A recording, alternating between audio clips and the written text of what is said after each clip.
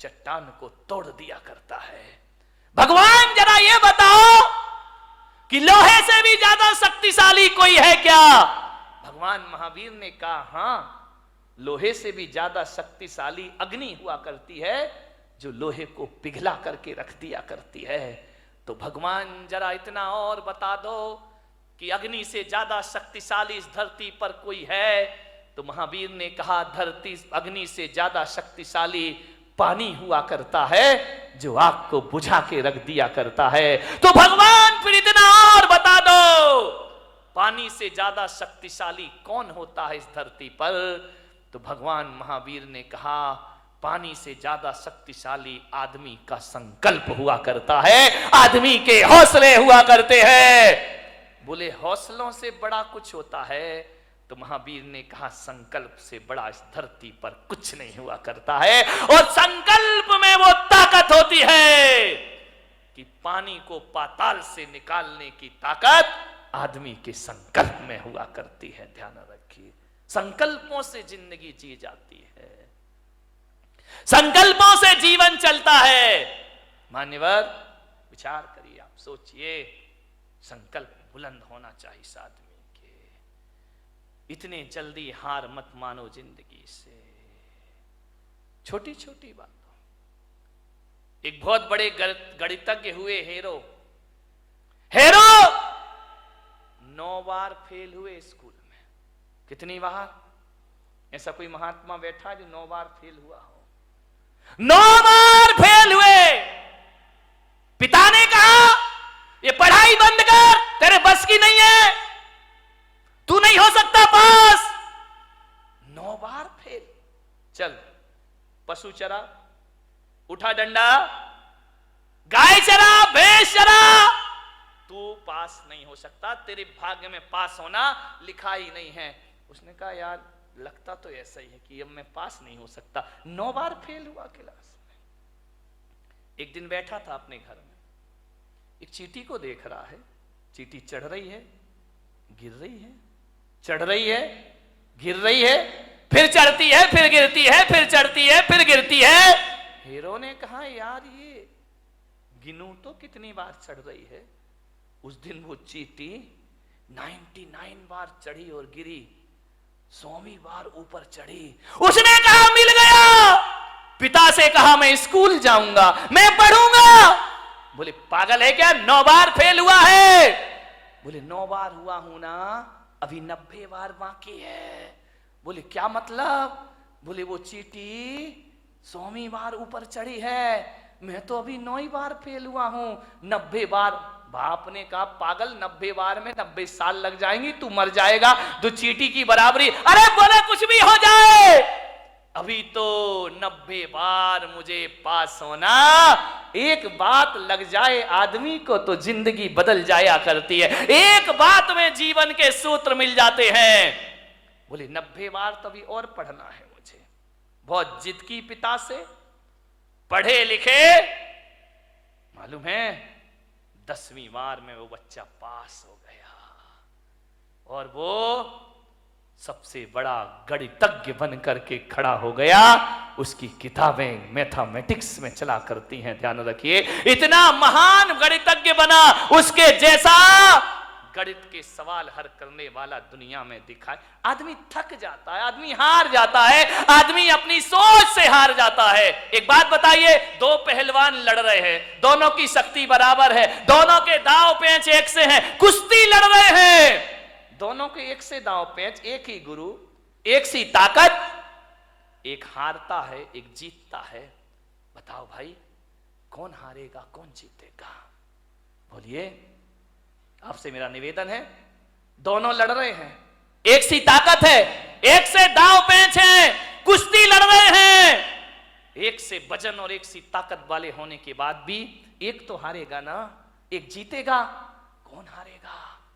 ध्यान रखना, ताकत तन की एक सी है, हारता वही है जो मन से हार जाएगा, वो शरीर से हार जाएगा। मेरे भाई, जो मन से हार मान लेता है वो तन से हार मान लिया करता है। तो मैं आज आपको सूत्र दे रहा हूं कि मन के हारे हार है और मन के जीते जीत। जिसका मन हार गया वो दुनिया में कभी विश्व विजेता नहीं बन सकता है। सम्राट सिकंदर अंतिम सांस तक विश्व विजेता के सपने देखते रहा। मान्यवर, सपने देखिए, देखना चाहिए। बिना सपनों की जिंदगी कभी आगे नहीं बढ़ा करती है। हौसलों के साथ जिंदगी को जियो मेरे भाई। विपत्तियां आएंगी जीवन में, विपत्तियां जो होती हैं वो पार्ट ऑफ लाइफ है आदमी के जीवन में, जीवन का एक हिस्सा है। विपत्तियां पार्ट ऑफ लाइफ है और विपत्तियों में अपने आप को संभालना आर्ट ऑफ लाइफ हुआ करती है मेरे भाई। सबसे बड़ी कला हुआ करती है मुसीबतों में अपने को संभाल के रखना, बहुत बड़ी कला हुआ करती। आर्ट ऑफ लाइफ बनाओ, पार्ट ऑफ लाइफ को ध्यान रखिए। जीवन की एक कला है जिंदगी, मौत से मत घबराइए। मान्यवर, जिंदगी जीने के लिए मिली है, इसे आत्महत्या की भट्टी में मत झोंकिए। पूरी जिंदा दिली के साथ जिंदगी को जीने का प्रयास करिए। जियो, बहुत आनंद है इस जिंदगी में। बच्चों पर इतने पढ़ाई का प्रेशर मत डालो। बच्चों की कामयाबी देखना है या काबिलियत देखना है। मान्यवर, ध्यान रखना, आप कामयाबी के पीछे दौड़ते हैं, काबिलियत का ध्यान नहीं रखते हैं। बच्चों को कामयाब भले ना बनाओ, लेकिन बच्चों को काबिल जरूर बनाइए। ध्यान रखिए, कोई जरूरी नहीं है इतना प्रेशर मत डालो कि तुम्हारे बच्चे आत्महत्या करने को तैयार हो जाएं। अपने विचार उन पर मत लादिए, उनके ज्ञान की क्षमता को देखिए। वरना माँ बाप इतना प्रेशर डालते हैं और जब रिजल्ट आता है तो हमारे घर का चिराग अपने हाथों से फांसी के फंदे लगाकर दुनिया से विदा हो जाया करता है। ध्यान रखिए, डिप्रेशन में जी रहे हैं लोग, तनाव में जी रहे हैं लोग, ज्यादा और जल्दी के चक्कर में जी रहे हैं लोग। ज्यादा और जल्दी नहीं, ध्यान रखना, यहां तो संसार है। राजपाट छिन भी जाए तो वनवास में राम लक्ष्मण स्वर्गों जैसा जीवन जी करके दिखा दिया करते हैं। जिंदगी को जियो, पूरी आशा से जियो, पूरे विश्वास से जियो। आत्महत्या के अंधे कुएं में छलांग मत लगाओ। यदि आप ऐसे विचार, महिलाओं से मेरा निवेदन, पुरुषों से मेरा निवेदन है बड़ी विनम्रता के साथ, जब अपनी उपलब्धियों पर अकड़ हो तो अपने ऊपर वालों को देखना। इस दुनिया में हमारे भी बाप बैठे हुए हैं, ध्यान रखना। हमने क्या कमाया है? टाटा बिरला वालों को देखना, उनके आगे अपनी कोई औकात भी नहीं है, उनके चौकीदार की हैसियत नहीं है अपनी। रिलायंस बंधु इतना कमाया है उनने। जब अकड़ पैदा हो तो ऊंचे वालों को देखना, और जब निराशा पैदा हो तो अपने से नीचे वाले को देखना। जिंदगी तुम्हारी आनंद में परिवर्तित हो जाएगी। मेरे पास इतना है, ईश्वर ने इतना दिया है। ऐसे भी लोग हैं जिनके पास 4 छत, 4 दीवार और 1 छत भी मौजूद नहीं है। ध्यान रखिए, मान्यवर, सोचना है। भौतिक असफलताएं और भौतिक सफलताएं, जब भौतिक सफलताएं आदमी को जीवन दे नहीं सकती हैं तो भौतिक असफलताओं को जीवन लेने का कोई अधिकार भी नहीं हुआ करता है। मान्यवर, जीवन को जियो, पूरी जिंदा दिली के साथ जियो, हर हाल में जियो। जैसा भी जीवन आए, ध्यान रखना।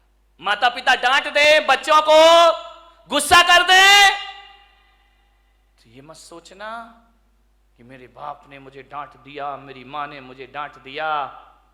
बच्चों से मेरा निवेदन है, सासू डांट दे तो बहू आवेश में ना आ जाए। वो इतना सा सोच ले, एक विचार बना ले कि यार माँ बाप नहीं डांटेंगे तो हमें कौन डांटेगा। ये डांटने का हक तो हमने दुनिया में माँ बाप को दे रखा है। अरे बड़े बुजुर्ग नहीं डांटेंगे तो हमें कौन डांटेगा। इतना सोच लो, बड़ी तसल्ली मिलेगी। हमारे ऊपर अनुशासन कौन रखेगा? फिर वो नहीं डांटेंगे तो कौन डांटेगा? और बड़े बुजुर्गों से निवेदन है, बच्चे बेटियां बहुएं गलती कर दें तो डांटने से पहले सोचना, बच्चे गलती नहीं करेंगे तो कौन गलती करेगा?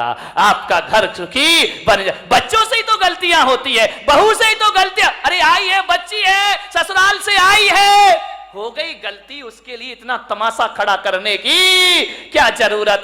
जीवन को सुखी बनाने की छोटी छोटी सी बातें हैं, ये आपकी जिंदगी को बदल के रख देंगे, पलट के रख देंगे। गलतियां तो बच्चों से ही होती हैं।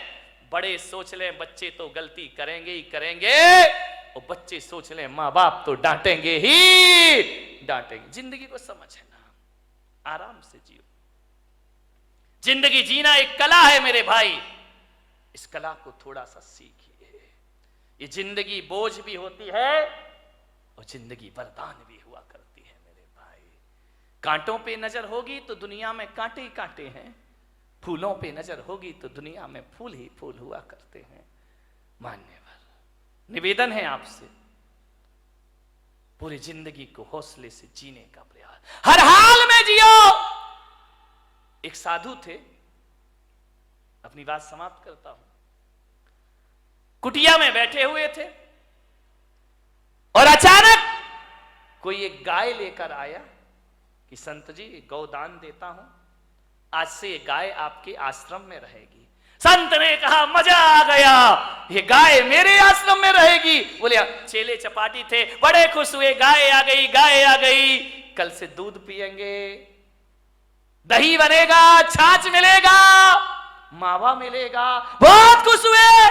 संत ने गाय की बड़ी सेवा की, बड़े अच्छे से रखा, घास खिलाई, पानी पिलाया, बड़ी मस्ती संत की। 3 दिन बाद पता चला कोई गाय उठा के ले गया। संत ने कहा मजा आ गया। अरे चेलों ने कहा बाबा जी पागल हो गए क्या? गाय आई थी तब तो मजा आया था, ये चली गई तो अब काहे का? अरे बोले बड़ा मजा आ गया, बड़ी जिंदगी आनंदमय हो गई। अरे बोले संत जी पागल, दिमाग खराब तो? अरे बेटा नाचो, गाय गई, गाय गई। अरे बोले अब दूध कहां मिलेगा, मावा कहां मिलेगा, छाछ कहां मिलेगा? संत ने कहा एक तरफ गया वो दूध और मावा, अरे गाय गई तो गोबर उठाने की झंझट भी हमारे पास से चली गई। अब कहां की घास, मस्त रहो, भगवान का भजन करो, ध्यान रखिए। ऐसी जिंदगी जियो, राजी है हम उसी में जिसमें तेरी रजा है। यहां यूं भी वाह वाह है, यहां त्यों भी वाह वाह, हर समय वाह वाह है, ध्यान रखिए।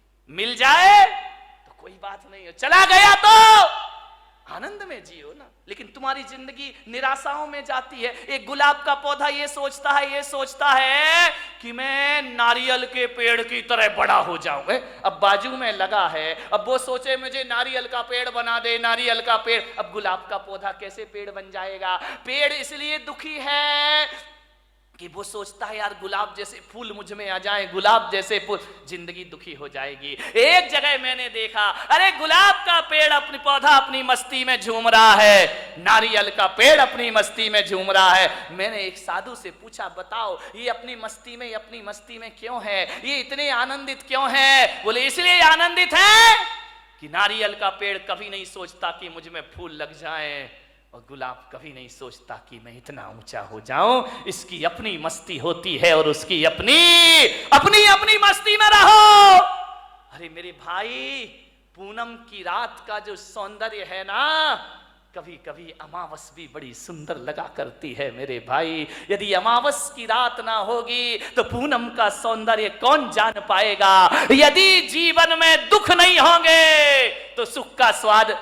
एक बात बताओ, यदि इस जिंदगी में सुखी सुख होता, दुख नहीं होता, तो क्या करते आप बताइए? सबको सुख, सब सुखी सुख। अब कोई बोले ये छोटी उंगली, ये बड़ी उंगली, ये बीच की, अरे भाई क्या दिक्कत है? अब ये एक बात बताइए, यदि 5 उंगली भगवान एक सी बना देता तो क्या करते आप? कल्पना करो, कभी सोचते हो ये 5 उंगली एक सी हो जाती तो ना लिखने का आनंद ले पाते, ना खाने का आनंद ले पाते, सामान उठाते नहीं बनता, ध्यान रखना, हर उंगली का अपना अपना महत्व हुआ करता है। अंगूठा है और अनामिका है, तभी आप इससे कुछ लिख सकते हैं। ध्यान रखिए, ये बीच की उंगली है, ये ध्यान रखना, ये बीच की उंगली सबसे बड़ी हुआ करती है। ये उंगलियां भी इसके जैसी बड़ी होने का ख्वाब देख ले तो ये दुखी हो जाएंगे। ये अनामिका है, ये नहीं होगी तो सिंदूर कहां से लगाओगे और तिलक कहां से लगाओगे। विचार, एक बार इन उंगलियों में झगड़ा हो गया। अंगूठा बोला मैं सबसे बड़ा। बोले क्यों? बोले देखो मैं सब। बात तो देखो, ये अंगूठा है, दिखाई दे रहा है ये अंगूठा, लेकिन ऐसा बदकिस्मत है कि अंगूठा ये है, अंगूठी ये पहनती है। ध्यान, इसके पास नहीं आती अंगूठी, इसके पास आती। ये 4 अंगूठी पहनती है, अंगूठा अंगूठा ही दिखाते रह जाया करता है, उस पर आभूषण ही नहीं आते हैं। बोले मैं सबसे बड़ा। बोले क्यों? बोले मैं मोटा हूं, मेरे बिना 4 उंगलियों तुम लोग कुछ नहीं कर सकती हो, तुम्हारा कोई अस्तित्व नहीं है। तर्जनी ने कहा इसका मतलब मैं नहीं होंगी तो तुम दिखाओगे किसे? ये तो दूसरों पे उठती है उंगली, अपने पे तो उठती नहीं है। बोले दूसरों पे उंगलियां उठाने की जरूरत पड़ेगी, मैं तैयार खड़ी हूं। बड़ी ने कहा मैं सबसे बड़ी हूं। अनामिका ने कहा चल, काय की सबसे बड़ी है, मैं नहीं होंगी तो तेरा कोई अस्तित्व नहीं बचे। छोटी वाली चुपचाप खड़ी थी। बोली बहन तू भी कुछ बोल ले। बोले मैं काय को बोलूं, मैं तो सबसे बड़ी हूं। अरे बोली छुटकी ज्यादा बोल रही है, इतनी सी तो है, वो कह रही सबसे बड़ी हूं। बोले तू क्या करती है? अंगूठा ने कहा मैं साइन करता हूं, अंगूठा लगाता हूं।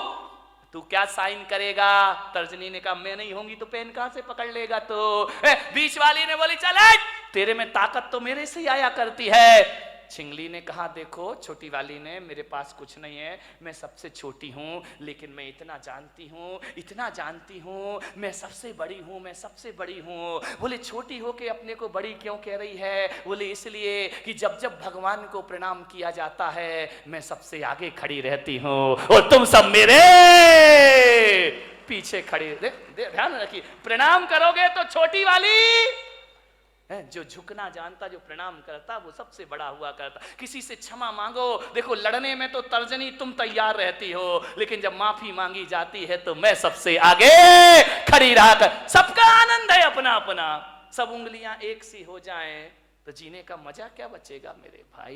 ये छोटे बड़े नहीं रहेंगे तो जिंदगी कैसे चलेगी? इस दुनिया में क्षत्रिय की भी जरूरत है, इस दुनिया में ब्राह्मण की भी जरूरत है, इस दुनिया में वैश्य की भी जरूरत है, और इस दुनिया में शूद्र की भी। शूद्र नहीं होंगे ना, 3 दिन हड़ताल कर दे, जीना मुश्किल हो जाएगा मेरे भाई, ध्यान रखिए। सबका अपना महत्व, अपने अपने में राजी हो जाओ। राजी हैं हम उसी में जिसमें तेरी रजा है। यहां त्यों भी वाह वाह है। यहां कबीर का झोपड़ा एक दिन बेश्या के कोठे के सामने बना दिया गया। बेश्या को बड़ी परेशानी हुई, कबीर को कोई परेशानी नहीं थी। संतों को क्या परेशानी? परेशानी तो संतों से दुनिया को है। कबीर अपनी भक्ति करता था, राम नाम भजन में लीन रहता था। बेश्या को डिस्टर्ब हो गया।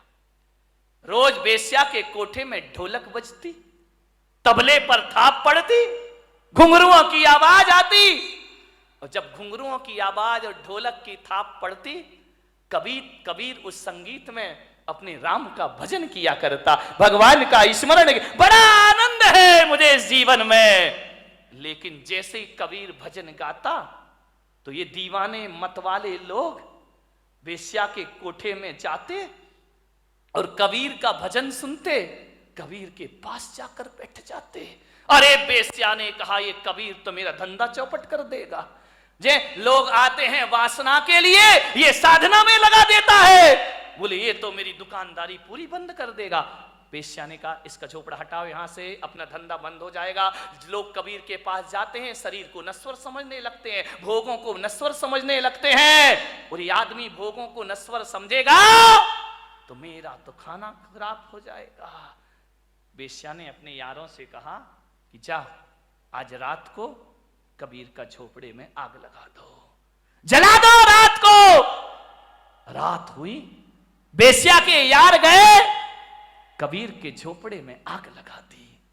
घास फूस का झोपड़ा धू धू करके जलने लगा। कबीर ने देखा, वाह वाह, अभी तो ये झोपड़ा तू कितना चाहता है मेरा राम, मुझे कितना प्यार करता है, क्योंकि जब ये झोपड़ा था ना तब तुझे दिक्कत होती थी मुझे देखने में।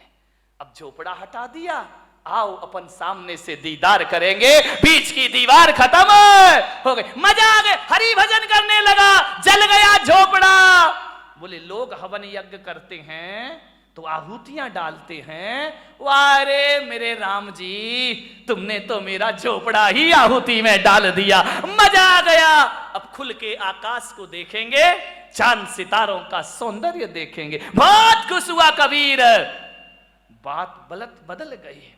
किस्मत को बदलने में ज्यादा ध्यान रखना, 100 साल में किस्मत जरूर बदलती है, ध्यान रखना। ऐसा कोई नहीं जिसकी किस्मत ना बदलती हो, जरूर बदलेगी किस्मत। आज है कल नहीं रहेगा, आज कुछ नहीं है कल सब कुछ होगा, ध्यान रखिए। हवा का एक झोंका आया और कबीर के झोपड़े की आग वेश्या के कोठे तक पहुंच गई। और उस आग ने पर्दे जलाना शुरू कर दिए, पर्दे जल रहे हैं, साजबाज जलने लगे, ढोलक फट गई, हारमोनियम जल गया। वेश्या उठी, ये क्या हो गया, मेरे कोठे में आग लग गई, मेरी जिंदगी भर की कमाई सब मिट्टी में मिल गई। बहुत परेशान हुई वेश्या, कोई बुझाने वाला नहीं। उस रात को उसके कोठे की आग, सवेरे तक कोठा जल जल के धुआं हो गया। दौड़ी दौड़ी गई कबीर के पास, कबीर कबीर कबीर। कबीर तो भगवान की राम धुन में लगे हुए हैं। अरे कबीर उठो, देखो ये क्या हो गया है। कबीर भगवान के भजन में ले, वाह मेरा हरि, मेरा परमात्मा, मेरे राम, बड़ी कृपा है, बड़ी मेहरबानी है तुम्हारी। वेश्या ने कहा, कबीर तेरे तो आगे पीछे कोई नहीं है, तू तो साधु अक्खड़ फक्कड़ है, मेरी तो जिंदगी भर की कमाई धू धू करके जल गई कबीर, मैं बर्बाद हो गई। कबीर ने आंखें खोली, क्या हुआ वेश्या, देख कबीर मेरा कोठा जल रहा है, धू धू करके राख हो रहा है मेरा कोठा, बचा ले कबीर बचा ले। कबीर ने कहा, इसमें मैं क्या कर सकता हूं। बोले कबीर मुझे माफ कर, मैं प्रायश्चित चाहती। अरे किस बात का प्रायश्चित। बोले तेरा कोठा जलवाया था मैंने, किससे, मेरे यारों से। तो कबीर ने कहा मैं क्या करूं, तू मेरी अपराधिन है ही नहीं, तेरे यार ने मेरा झोपड़ा जला दिया, मेरे यार ने तेरा कोठा जला दिया। ये तो दो यारों की लड़ाई है, तेरी मेरी तो कोई बात है ही नहीं, ना तेरी गलती ना मेरी गलती। तेरे यार ने मेरा झोपड़ा जलाया तो मेरे यार ने तेरा कोठा, ये दो यारों की लड़ाई है। अब देख बेस्या किसका यार दमदार है, देख मेरा यार दमदार है या तेरे यार। जो कल यार तेरे साथ घूमा करते थे तेरे लोग, आज एक भी तेरे पास नहीं है, और आज झोपड़ा जलने के बाद मेरा हरि मेरे पास हमेशा से मौजूद है। ध्यान रखिए बारामती वालों, यारी करो तो ऐसी करो जिसका यार दमदार हो, उससे दोस्ती करो मेरे भाई।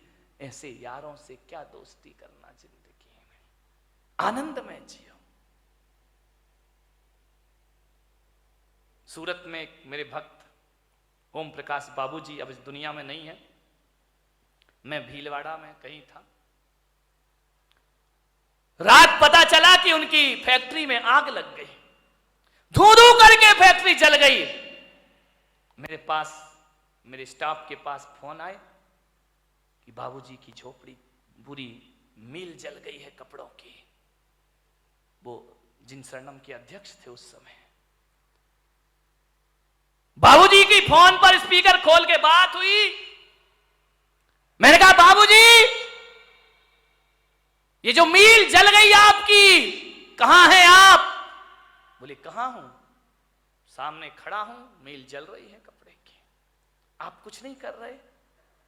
क्या करना महाराज, कर भी क्या सकता हूं, मैं तो बुझा नहीं सकता। बुझाने वाले अपना काम कर रहे हैं, मैं अपना काम कर रहा हूं। मैंने कहा क्या हुआ? कुछ नहीं महाराज, चिंता मत करो, आपका हाथ हमारे सिर पर है, ऐसी 10 मील फिर खड़ी करने की मैं ताकत रखा करता हूं। वो आदमी कमजोर नहीं पड़ा, वो शख्सियत कमजोर नहीं पड़ी, हौसले हैं महाराज। आपका शिष्य इतना कमजोर नहीं है, 2 मील क्या ऐसी और भी जल जाए तो भी मेरे मन में कोई फर्क पड़ने वाला नहीं है। मैंने कहा बाबूजी आप उस समय क्या महसूस कर रहे थे जब वो मुझसे मिलने आए? बोले क्या कर रहा था? आपका हाथ सिर पर है ना, भगवान मेरे साथ है ना। तो मैंने कहा जब मील जली हुई देखी आपने तो क्या महसूस किया? बोले यही किया कि पेड़ से कुछ पत्ते हैं झड़ गए हैं, पतझड़ है, सावन फिर आएगा, मैं फिर हरा हो जाऊंगा। ध्यान रखिए, कपड़ा ही तो जला है, मील ही तो जली है, मेरे हौसले तो नहीं जले हैं ना। और आपको विश्वास नहीं होगा, 6 महीने में बाबूजी ने दूसरी मील खड़ी कर दी उसी जगह पर जाकर। मानिए